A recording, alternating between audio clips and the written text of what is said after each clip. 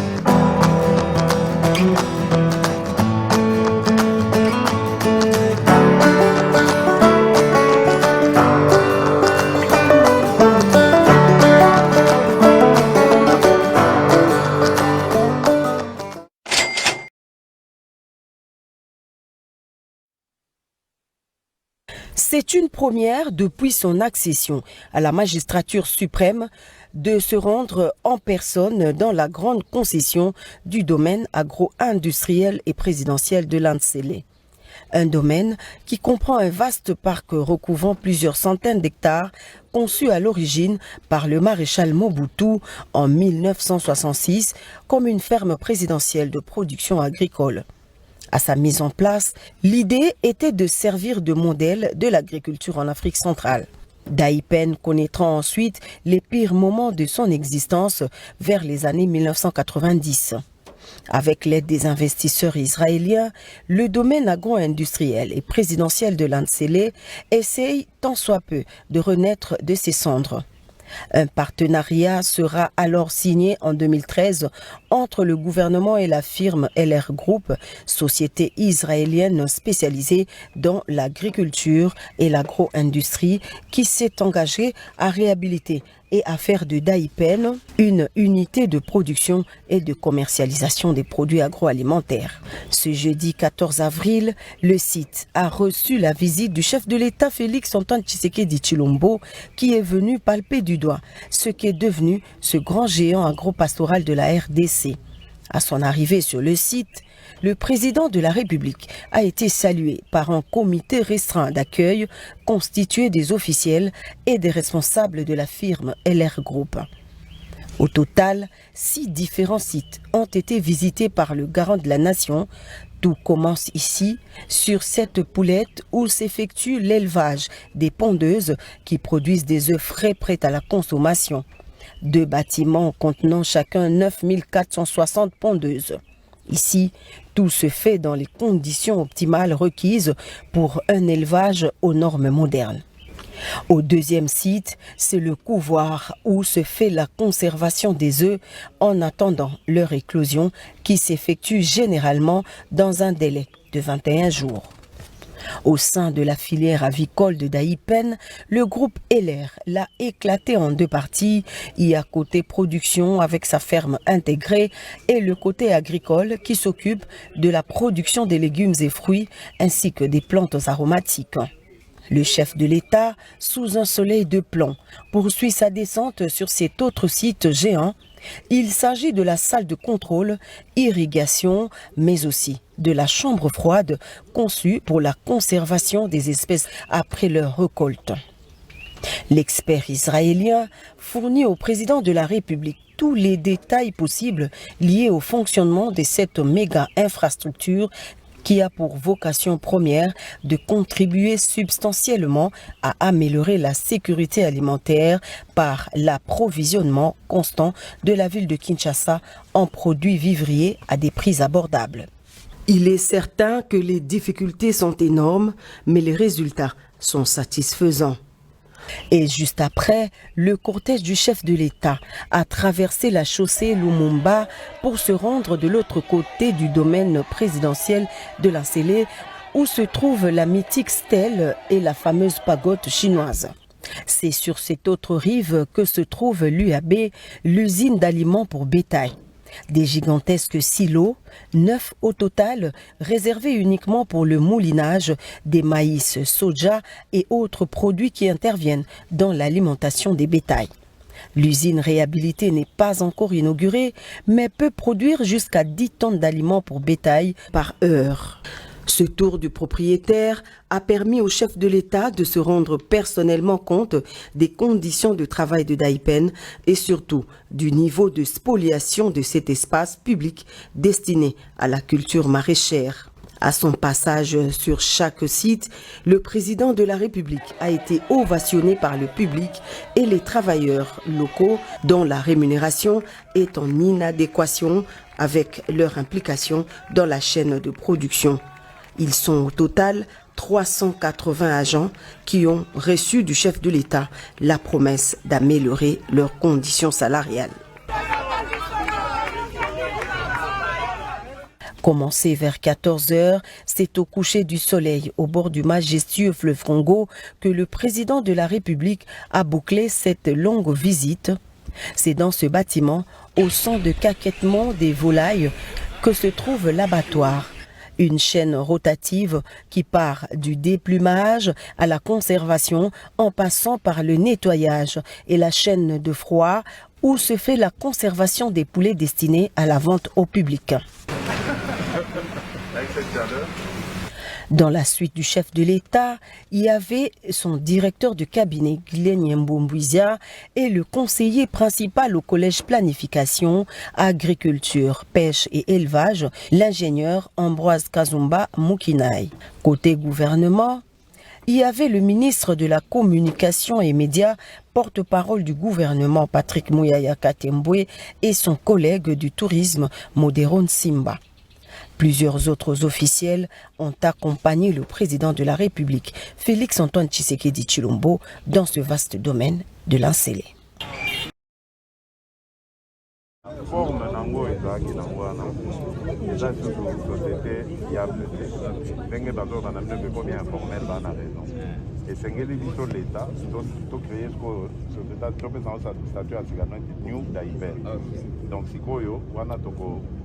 Identifier fonctionnaire matricule à partir à matricule on a pour mon salarial l'État a fixé on a retenir compte donc kimia ngai eloko nazako linga te na ya kotala mbongo totindaki ntango azoloba na bino que l'état apesa te. Non, c'est vrai que l'état azalaki su kopesa te, bakoma osala na ndenge effort na bango, mais tobandi kotinda mbongo. Mbongo wana mpe eservir kosomba bamateriel ebele. Bomoni mwa activité eza relancé yango boye, bomoni na ye mpona kotala mbongo oyo totindaki mosala nango ezali eza nini. Lokwa tomoni mosala étape oyo eza kolanda nga mo nazozwa yango sikoyo na maboko ezali ya kochanger statut koengage bino sikoyo na ndenge normal.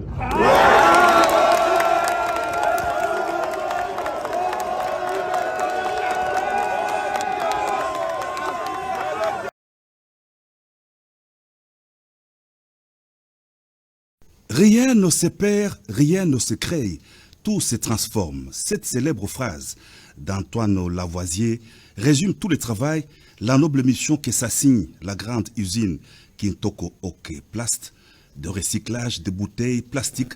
Cette usine que le président de la République Félix-Antoine Tshisekedi Tshilombo vient d'inaugurer ce jeudi 14 avril 2022 sur l'avenue Poids-Lourd au quartier Kingabwa Limité. Pour célébrer l'événement, le chef de l'État avait à ses côtés, à la tribune, le président du Sénat Bahati Lukwebo, le premier ministre Sama Lukonde, le vice-premier ministre en charge de l'environnement, Madame Eve Bazaïba, quelques autres membres du gouvernement et le gouverneur de la ville de Kinshasa, Gentini Ngobila.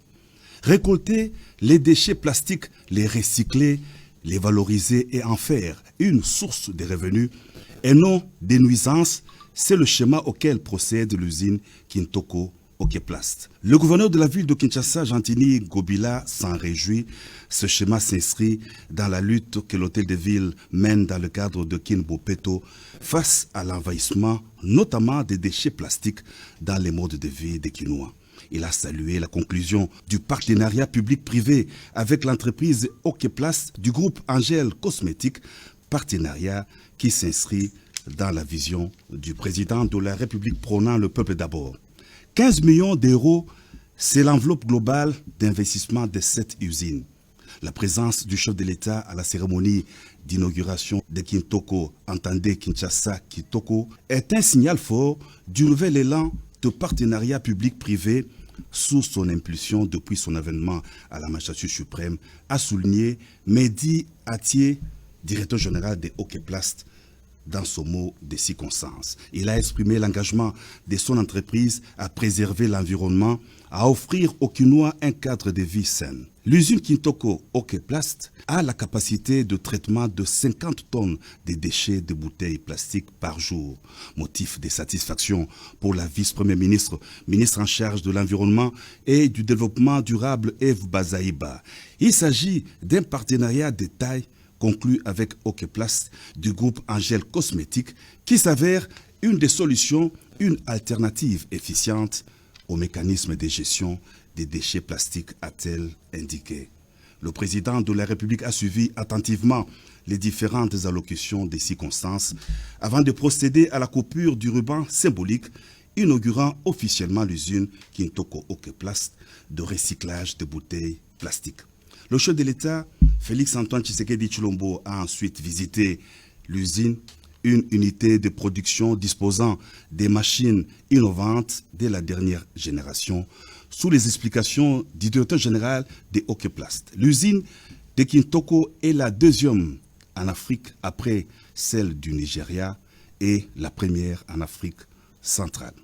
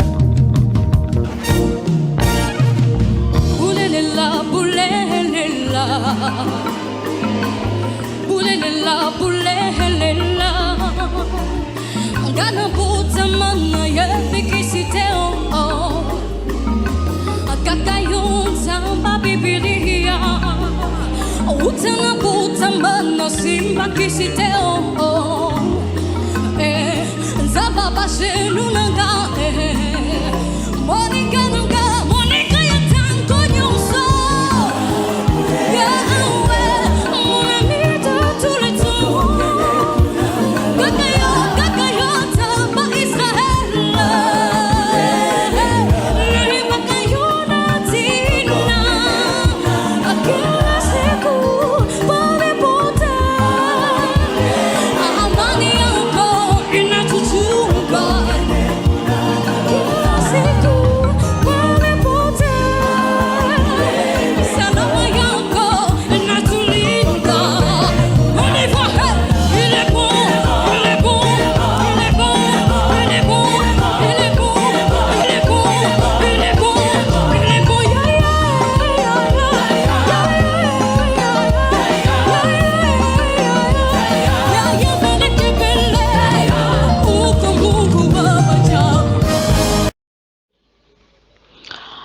Chers Congolaises et Congolais, de partout où vous vous trouvez dans le monde, nous vous disons merci pour ce temps que vous allez nous accorder de pouvoir nous écouter.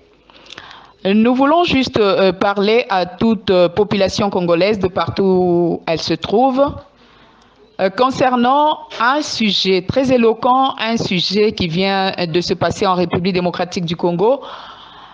Une émission qui est passée sous les antennes, une émission qui a été animée par une journaliste et dont l'invité n'était autre qu'une soi-disant princesse Yeke. Mais nous avons d'abord un petit message juste à lui transmettre. Personnellement, je dirais à la princesse que moi, je suis ta sœur. Mais il faut qu'on se dise des vérités. Pourquoi? Puisque nous savons qu'il y a des gens qui sont en train de tromper. Il y a des gens qui connaissent la vérité et qui sont en train de la camoufler. Raison pour laquelle j'aimerais un peu parler des Kassaïens, qui sont nos frères dans le pays, malgré qu'ils sont d'une autre province, mais qui sont nos frères dans ce pays. Je sais que vous avez beaucoup parlé. Il y a des gens qui sont en train de lancer sur le net aux Kassaïens en disant « construisez chez vous ». Il n'y a pas de problème. Et c'est chez vous-là, qui est le Grand Kasaï, que nous allons essayer un peu de parler en ce moment. Chères Congolaises et Congolais, nous voulons vous dire ceci, qu'il y avait une loi dans le temps qui interdisait aux Blancs, arrivés à Kananga, de ne pas descendre jusqu'à Mbuji-Mayi. Et la loi stipulait que la circulation dans les zones minières est interdite aux étrangers. Et au Kasaï oriental, plus précisément à Mbuji-Mayi, il y avait quelques maisons construites pour la Miba, à la Bodine. Pour ceux-là qui sont déjà arrivés à Mbuji-Mayi, c'est à la Bodine. Et l'architecte, un architecte belge, c'était Cernès. Et en plus de ces maisons, il y avait le building Imokasai, un immeuble de la société minière. Et tout cela était construit avant l'indépendance. Et selon le plan d'urbanisation, là nous sommes maintenant au Kasaï occidental, selon le plan d'urbanisation de Luluabourg, c'était pour mettre la capitale au Kasaï occidental. Donc le projet qu'on était en train de faire, c'était juste pour faire urbaniser la ville de Luluabourg afin que, par le temps, que ça devienne la capitale de la République démocratique du Congo. Mais à la prise du pouvoir de Mobutu, il ne voulait jamais entendre que quelqu'un a voyagé jusqu'au Kasaï. Il a mis la police minière et les inspecteurs de mines qui étaient originaires de l'Équateur afin qu'ils puissent arrêter toute personne qui voulait descendre au Kasaï pour y faire quoi que ce soit. Et en ce moment, Mobutu avait une drague au Kasaï oriental et plus précisément à la Miba dans l'exploitation du diamant pour récupérer les gros diamants. Et cette drague avait ce qu'on appelle le tamis. Et quand on était en train de tamiser, il y avait le diamant qui était en train de tomber, mais les gros diamants étaient réservés dans une petite boîte. Et c'est dans cette petite boîte où le président Feu Mobutu avait fait tout son effort pour venir récupérer les gros diamants. C'est-à-dire, comme il connaissait que dans le Kasaï, il y avait des richesses, il voulait s'approprier ces richesses. C'est dans ce sens-là qu'il ne voulait pas que les étrangers puissent aller au Kasaï, puisqu'ils allaient découvrir qu'il y avait des richesses et ils allaient commencer à faire quoi? À récupérer ces richesses. Et son idée à lui n'était pas de construire le Kasaï, le grand Kasaï et surtout le Kasaï oriental. Madame Munongo, peut-être c'est une information pour toi. et tous les internautes, tous ceux-là qui sont en train de dire aux Kassaïens, construisez chez vous. Je suis de la province du Katanga. Et je voudrais juste vous dire des vérités que peut-être vous ignorez ou que peut-être vous êtes en train de faire semblant, mais vous les connaissez.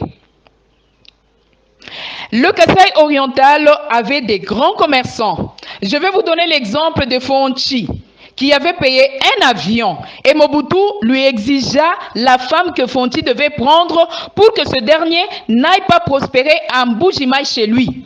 C'est Mobutu qui avait exigé à Fonchi de prendre telle femme.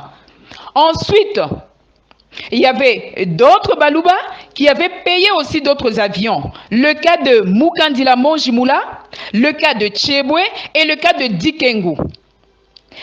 Bref, je vous dirais qu'il y avait Fonchi et Dikengu au Kasaï oriental qui avaient déjà des avions.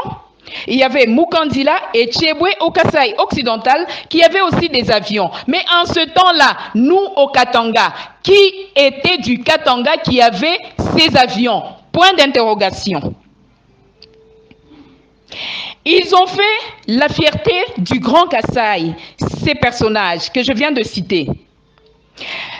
Ensuite, pour vous dire pourquoi le Kassaïen souffre, à un certain moment, un autre monsieur, toujours Moulouba, un trafiquant de son état, dont le nom m'échappe, a commencé à construire pour la première fois une maison en étage à Kananga.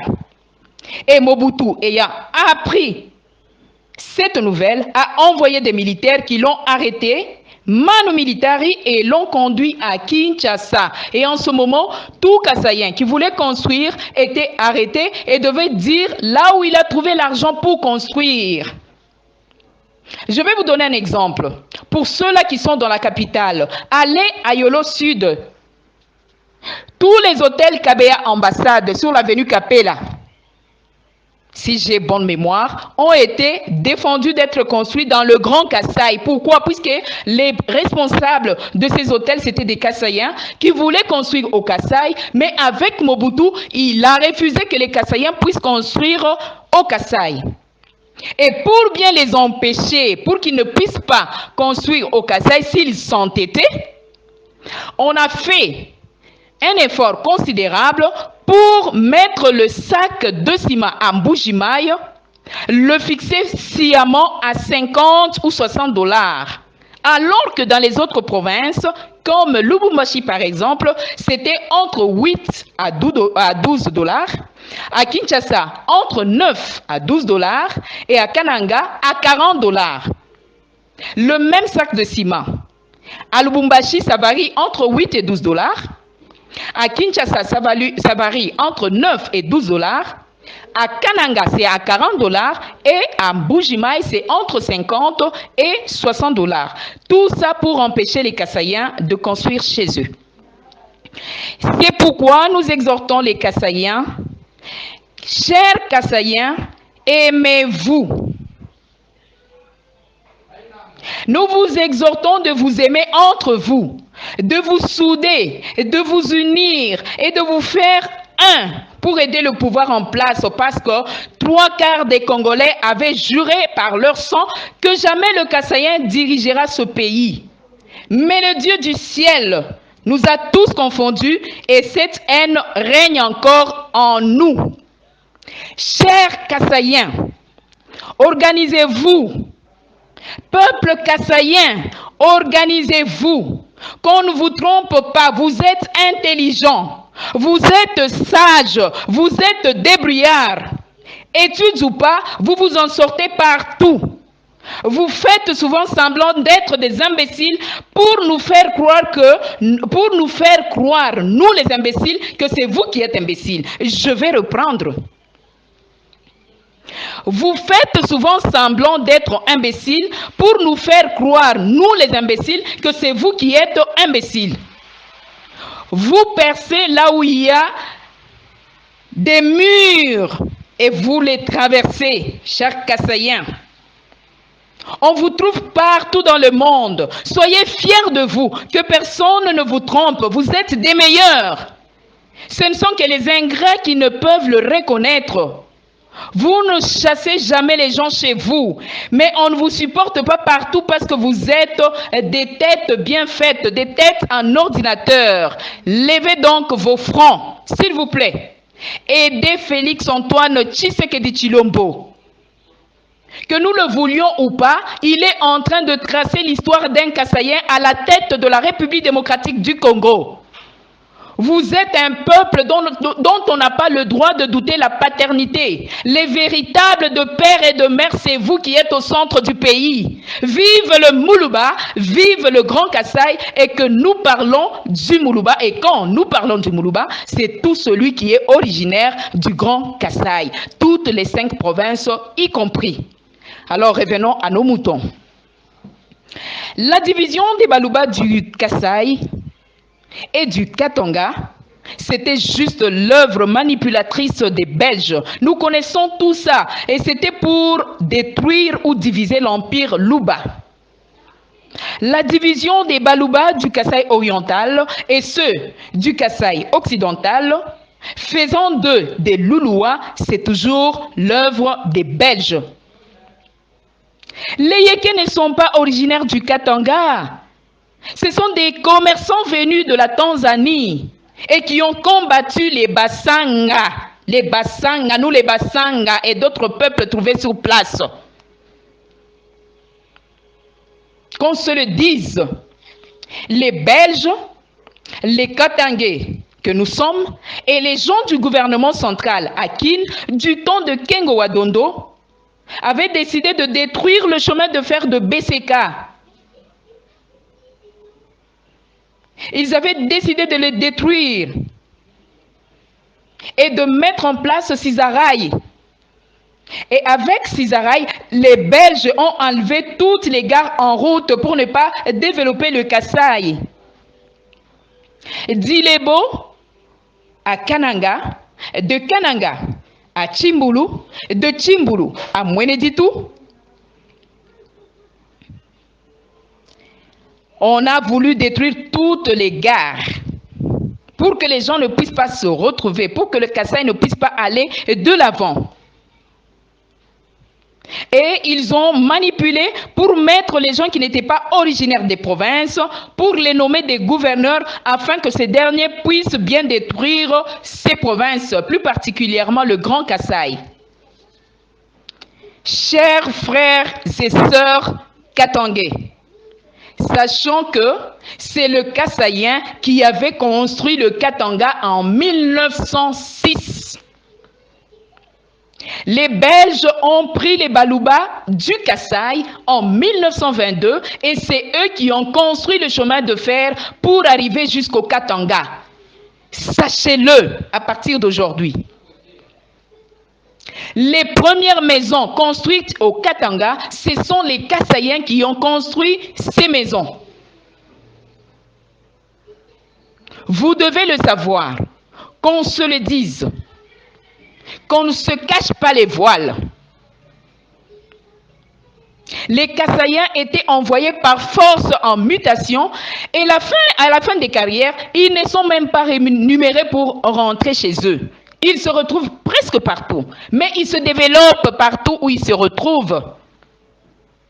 Alors, ce que nous devons savoir, que le Kasaïen n'a pas eu le temps de construire chez lui, puisque c'était la volonté politique. On n'a jamais voulu que le Kasaïen puisse aller de l'avant. On ne l'a jamais voulu. Mais regardez comment on a pris les Kasaïens pour qu'ils puissent aller construire les maisons au Katanga. On a pris les mêmes Kasaïens pour qu'ils puissent construire le chemin de fer qui va donc continuer jusqu'au Katanga. Et quand ils arrivent au Katanga, on les force encore pour construire les maisons au Katanga. Vous voyez comment on a joué avec le Kasaïen. Et pour terminer, je vais vous parler d'un homme, le sphinx de Limété, Étienne Tshisekedi wa Mulumba. Ce monsieur-là, c'était un monsieur très calme, mais très colérique. Il était du MLC, c'était ça son parti politique, le MLC de Lumumba. Mais lorsque Kalonji fit son parti politique, Étienne Tshisekedi wa Mulumba, il adhéra aussi dans ce parti politique. Pourquoi tout ça? Pourquoi il s'était engagé dans les partis politiques? Tout simplement puisqu'il avait ce désir d'aller de l'avant, ce désir de progresser, ce désir de faire des grandes choses. Il avait dit à Mobutu qu'il a beaucoup travaillé, il a plutôt participé pour le manifeste de Lansele, pour la constitution de la République démocratique du Congo. Il a dit qu'il a occupé plusieurs postes et à la fin il dira à Mobutu: il me reste un seul poste à occuper et c'est la présidence de la République. Et c'est une chose qui a beaucoup étonné Mobutu. Qui peut oser parmi nous les Katangais? Nous sommes des Katangais. Mais nous devons nous dire des vérités. Le Kassaïen, c'est un modèle. C'est un modèle à suivre. C'est un homme courageux.